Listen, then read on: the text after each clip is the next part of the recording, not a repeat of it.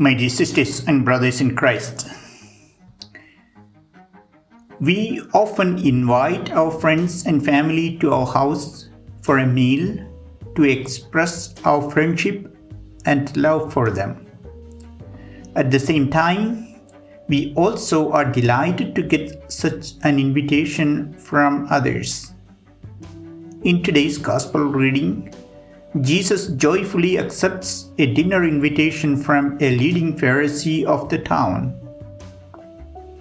It is an honor to get such an invitation since Pharisees are learned, influential, and respected people of society at that time. A lot of people are invited to this party, and Jesus notices that the guests are competing for the best seats at the table. Hence, he makes use of the occasion to give them a lesson on humility. Jesus says, "For everyone who exalts himself will be humbled, but the one who humbles himself will be exalted." Humility is a great Christian virtue, and those who practice it in daily life are considered strong than weak. There are people like the German philosopher Friedrich Nietzsche who sees humility as a strategy used by the weak to avoid being destroyed by the strong. But our model for humility is Jesus, who humbled himself to become a man. Pope Benedict, in his first encyclical, Deus Caritas Est, writes that Christ himself took the lowest place in the world, the cross, and by this radical humility he redeemed us.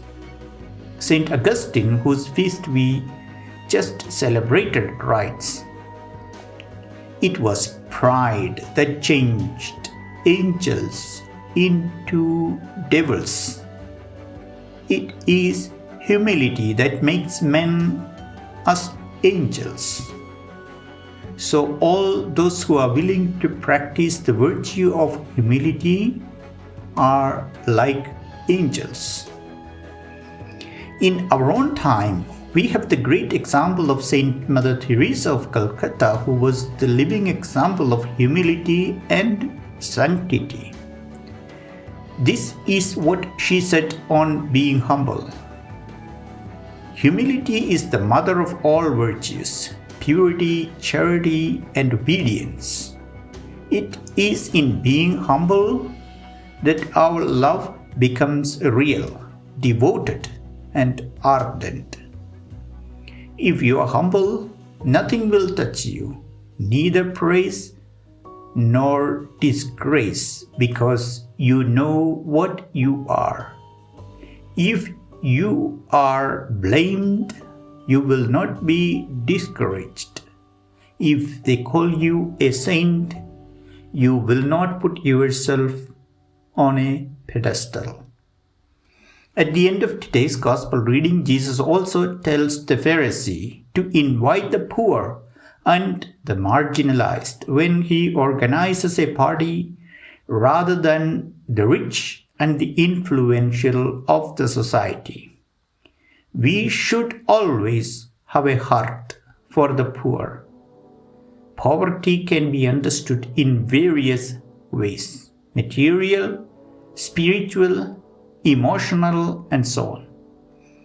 If we are rich in love, we must be willing to dispense our love with those who need it, especially with those who have nobody to love.